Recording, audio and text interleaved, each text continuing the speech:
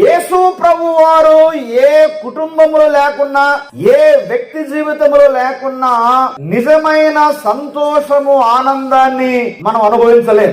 ఒకవేళ పెళ్లి ఎంత ఘనంగా జరిగినా, ఎంత కట్నం ఇచ్చినా, 1000 మంది 2000 మంది వచ్చినా, మన స్థానిక రాజకీయ నాయకులు వచ్చి ఆశ్రయించిపోయినా, ఇక ఏమైనా గాని యేసు ప్రభు వారికి మన పెళ్లిలో, మన కుటుంబములో స్థానం ఇవ్వకపోతే నిజమైన సంతోషాన్ని ఎవరు పొందరు. ఎందుకంటే యేసు ప్రభు ద్వారా మాత్రమే నిజమైన సంతోషం, ఆనందం వస్తుంది.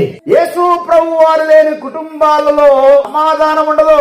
పేరు సమాధానమ్మ అని పెట్టుకోవచ్చు గాని ఎప్పుడు గొడవలే. ఎందుకంటే సమాధాన కర్తయ్యకు అధిపతి అయిన దేవుడికి స్థానం లేదు. యేసు ప్రభు వారు మన జీవితం లేకపోతే భార్యాభర్తల మధ్య నిజమైన ప్రేమ, అనురాగాలు ఉండవు.